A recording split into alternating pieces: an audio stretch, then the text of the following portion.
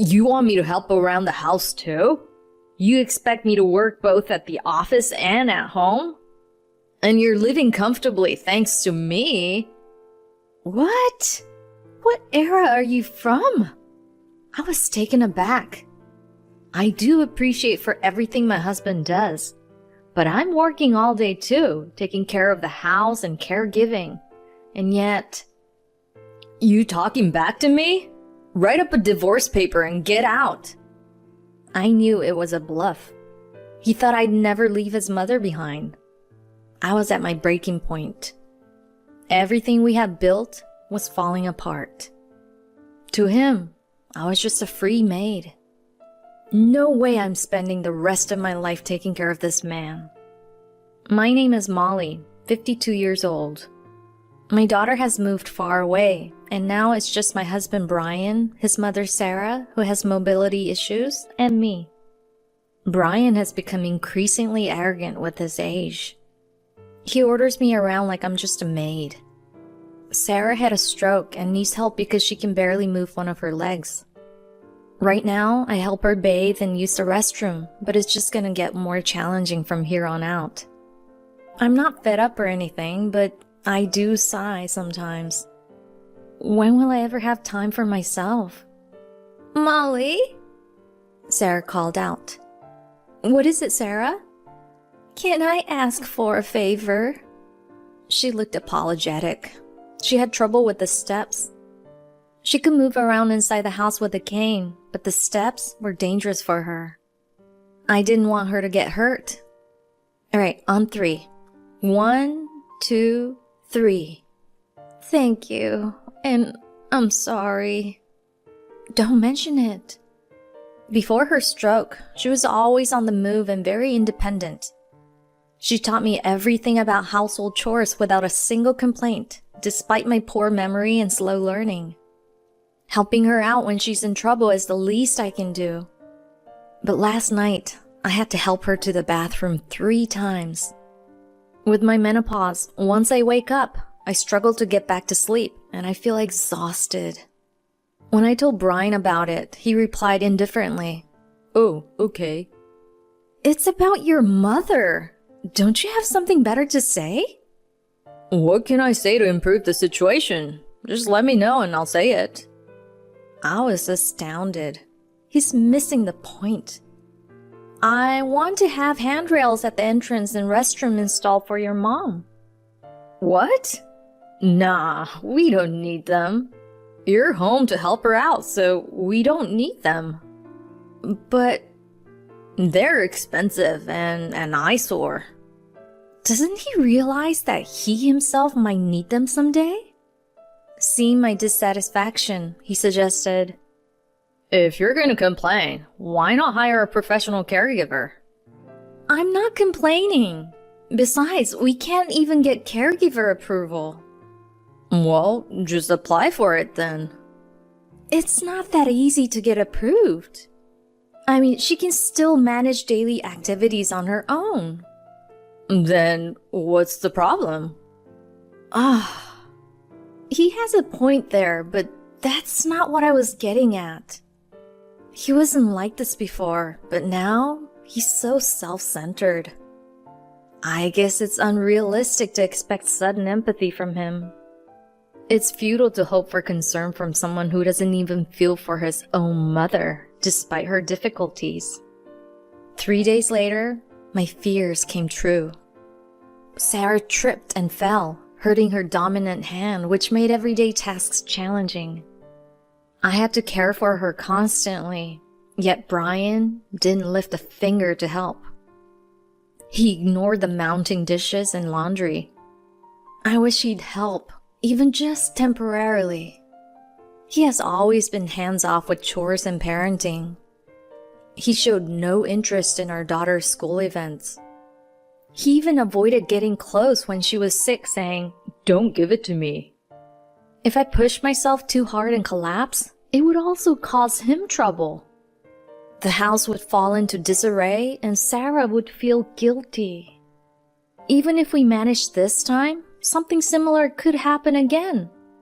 It makes more sense to expect that.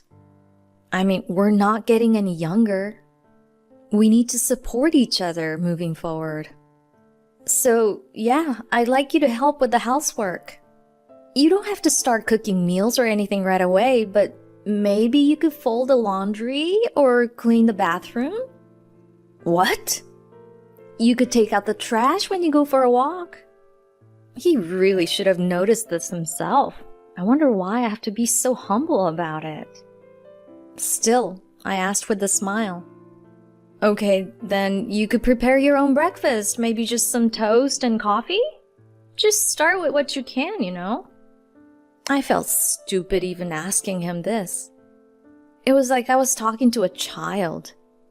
But hey, if it even slightly reduces my workload, it's a win. My husband's face showed dissatisfaction. What exactly is bothering him? How else could I ask him? Just then, he said something unbelievable. Are you kidding me? What? I'm not kidding. You know what's going on, right? You're telling me, the one who brings in the money to help with housework. You're just a housewife. How can you be so demanding? Demanding? I resent that. Were you even listening to me? He dramatically held his head and let out a deep sigh. You want me to work both at the office and at home? That's not how I put it. You act like a devil of a wife, living comfortably all thanks to me. His harsh words left me feeling frustrated, thinking that a housewife is somehow inferior. What century is he from? I appreciate that you work, but I work all day too. Whoop-de-doo. Do you really think your housework and caregiving have any value? Yes, I do think they have value. If I weren't doing them, you wouldn't be able to go to work. Anyone could do what you do. You're an amateur, not even a professional. Excuse me? If you still want to talk back, write up a divorce paper and get out. I was speechless. There are things you should and shouldn't say, even when you're angry. Brian smirked, seeing my shock. It seemed he wasn't serious. He was just threatening a stay-at-home wife like me, knowing well I wouldn't abandon his mother. Anger welled up inside me. Fine, I'll do as you wish. Something inside me broke. Everything we had built was falling apart. It seems I've reached my limit. I'm divorcing you. What? I'm going back to my parents' house. What? Hey, I won't allow it. Apologize first. He demanded, but I responded calmly. There's no need to apologize. You told me to leave, right? So you're just gonna abandon my mother just like that? If amateurs like me aren't good enough, why not hire a professional? That's what you suggested. Professionals cost money, you know. There. I was just a free maid to him after all. My feelings for him grew colder and colder. You could do it. After all, it's something anyone can do, right? Well, who do you think you are, showing no compassion or gratitude? Don't push your luck. Huh?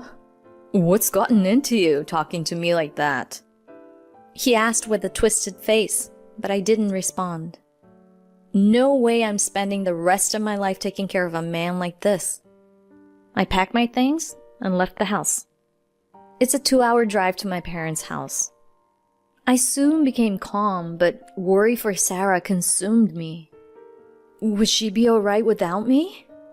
I'm worried she might overexert herself with her bad leg. I should have gotten her a cell phone so we could talk directly.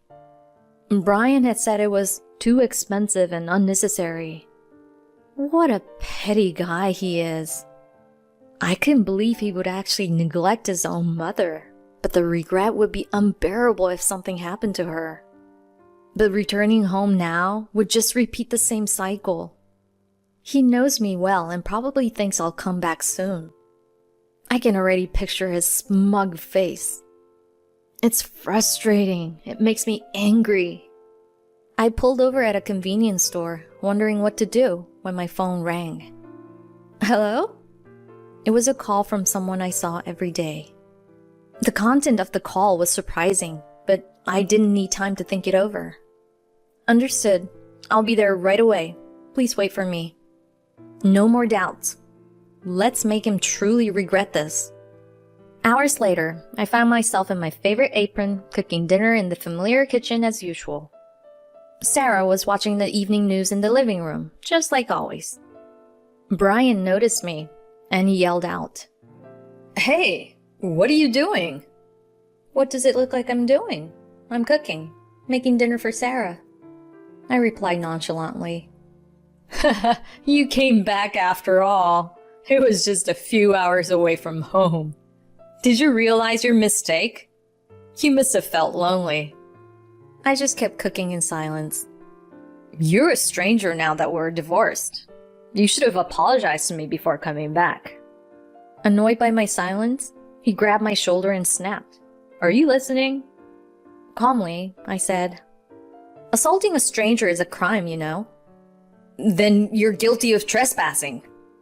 I'm here on business. Business? Yes, your mother hired me to do household and caregiving work. What? Is that true, Mom? Sarah explained. I called her and asked for help. Why would you do something like that? She's a stranger now. What are you talking about? You were the one shaken up when she left. No, I wasn't. He stammered, his face turning red. Sarah smirked. Since she's a stranger, I have to pay her properly for her services. What? Pay her? Why was he so surprised? It was his own fault. After I left the house, he told his mother, I won't help you around the house. Think of it as part of your rehab. You need to move around or you will end up bedridden. As expected, he wouldn't actually hire a professional caregiver. Eventually, he declared, I'm tired, and locked himself in his room. That's when she decided to give up on him. It was a wise decision. Then she called me. I don't want to interfere in marital issues, and I'm not against the divorce, Sarah said calmly, without blaming me for leaving. But I am upset by my son's arrogant behavior and his lack of effort. Yes.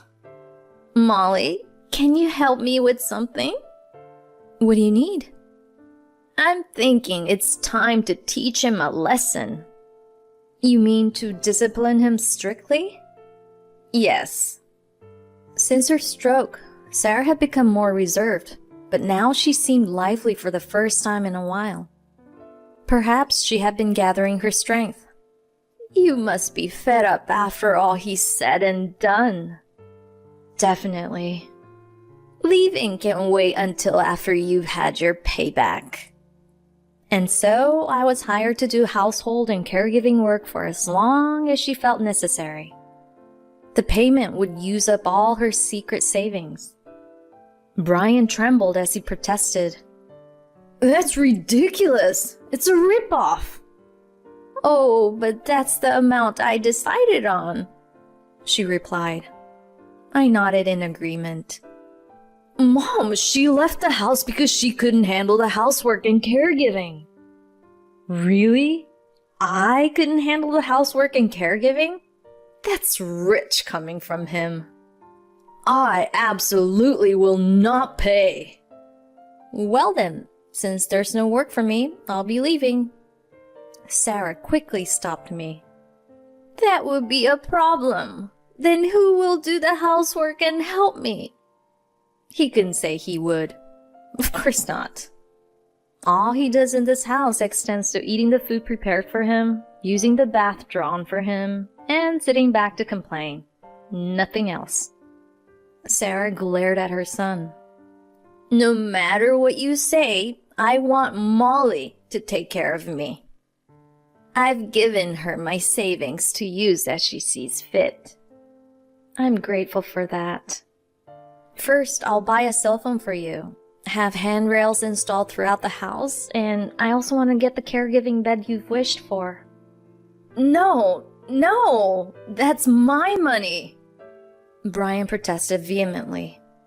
Sarah then frowned. What did you say? Say it again. I'm saying it's a waste. It's my money that's getting spent. She was speechless with disbelief. What's with your face? I'm only speaking the truth. Her savings were his money? He's like a typical bully who thinks what's yours is his and what's his is his own. He would abandon the caregiving of his mother who raised him, yet claim, it's my money? It's a waste, you said. She repeated in a tone I had never heard from her before. I see how it is. I've been patient because I didn't want to become a nagging old woman, but I've made up my mind. I'm going to speak my mind clearly. What do you mean, Mom? You're pathetic. What?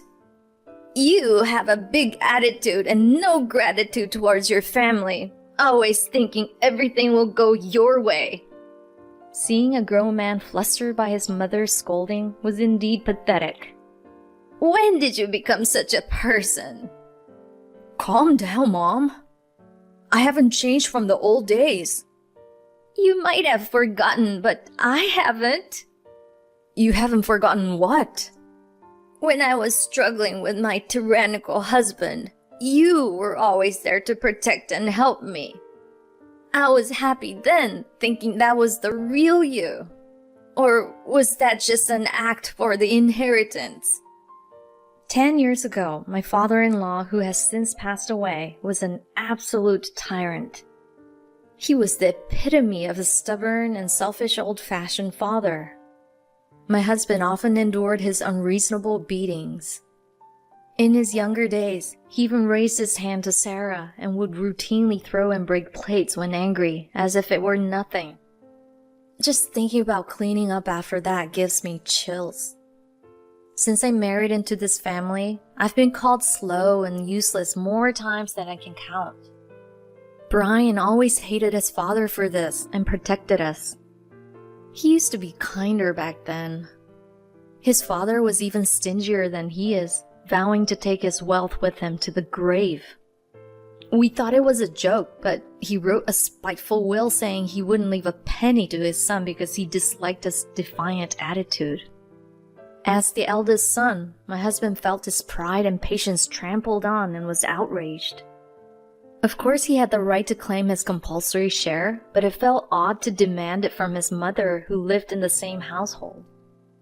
Brian, the property in your mother's name will eventually be yours. You don't have to claim it now. I told him at the time, and that settled it for the moment. I never thought my husband would step into his shoes, given how much he disliked him. He probably wanted the dignity of a family head for a while, got a taste for it, then found it too comfortable. Or maybe it's true what they say about the apple not falling far from the tree. I know you are a kind son, Sarah said. Are you really going to be happy after losing Molly, leaving me bedridden, and then burying me? Seeing the troubled look on his mother's face, my husband was shaken. He looked at me for help, but I didn't soften my stern expression. Now is his chance to change. Mom, forgive me. She nodded quietly. That's good. You're still kind, not like your father. He then glanced at me. Oh, Molly, I'm really sorry, he said, genuinely apologetic. I was surprised by his honest apology. Does Sarah have some sort of mind control ability? I said, it was shocking to be asked for a divorce. You have family. You can't say such things so easily. I know. I regret it. I'm glad you came back. Just don't say it again. Understood. I thought to myself that if anyone was going to say it, it should be me, but I kept quiet. Sarah wouldn't easily forgive. Her aim was to make him realize his faults. Afterward, Brian made promises to us. He agreed to take on some household chores and to actively participate in caregiving for his mother. He looked reluctant, but his commitment was secured. If you break your promise, you'll have to leave. What? I have to leave? That's right, and I won't let you take anything with you. All right, I'll keep my promise. He agreed, humbled for the first time in a long while. No one likes being scolded by their mother, no matter their age. I was briefly relieved. It seemed like the old him was back. If it gets me the inheritance, it's nothing. Brian muttered under his breath. I caught every word he said. Maybe expecting him to change his heart was too ambitious so soon. For now, that's fine. He's still in the dark. And he likely will be for many more years. I'll save the real shock for later. There's actually no inheritance left in this house, all thanks to the tyrannical father-in-law. Unbeknownst to my husband, before his father passed away, he wrote in his will that he would leave nothing to his son and then donated all his land to the local government and his savings to the Red Cross without our knowledge. This made the will's contents irrevocable. Sarah tried to intervene, but it was futile. Brian, having not claimed his mandatory share, remains unaware. He thinks all the property was inherited by his mother. When it's finally his turn, he'll find nothing waiting for him. When he discovers the truth, I plan to feign surprise right alongside him. Then, I'll relish the real satisfaction. The thrill is genuine. The savings hidden and safeguarded in the closet by my mother-in-law were handed to me as payment, leaving no inheritance for my husband to anticipate. He'll have to learn to live modestly. Now that he's promised, I hope he keeps up the effort for our family's sake. Anyone can do it, he said, so he should quickly master both housework and caregiving. Learning something new at his age, especially something he has never cared for, will be a challenge. Whenever he tried, he was more of an obstacle than an aid. Breaking dishes, spilling shampoo refills, the list of mishaps is endless. Just the other day, he caused sparks in the microwave and now refuses to use it, claiming it's dangerous. What a foolish man. Finally, he conceded, I have no talent for this, so I'm stepping down. When I heard this, I said, your father was also a man who couldn't keep his promises, which was troublesome. Come on, don't lump me in with them. Mentioning his father makes him more manageable. It's difficult to teach you. You need to learn faster, you know. Oh, okay. Don't think you can just quit. It's pathetic to give up after just a few days. Think about how long I've been at it. We still have a long way to go. While having the handrails installed, we also updated the floors to eliminate steps and ensure smooth wheelchair access. Use it well, said Sarah, and I paid for it with the money I received. Although he was initially against it, experiencing life as a caregiver has shown him how much easier it is with handrails. Should we also remodel the bathroom? A motorized bed would make things easier, right? Next time, he'll pay. He won't have grounds to complain anymore. Now, after all this, my husband suddenly wants to cancel the divorce. But that's a problem, because the divorce papers were never filed. You can't undo what hasn't been done. We never even wrote it down. I thought it was clear that the divorce hadn't been processed, but the shock of me leaving must have muddled his memory. In my current role, he probably sees me as a live-in employee. But I have no intention of enlightening him. This arrangement suits me better. If I return to the role of his wife, he might start treating me harshly again, like a maid or something owned. I can't let that happen again. I still don't trust this man. Besides, if we were really divorced, what if something happened? I'm not ready to give up my responsibilities or rights. I won't abandon my family. For now, my husband is like an apprentice, still learning. I am the boss. My old-fashioned husband understands hierarchies better. It might take a while, but I'll let you know when you've earned my recognition. It all depends on your efforts.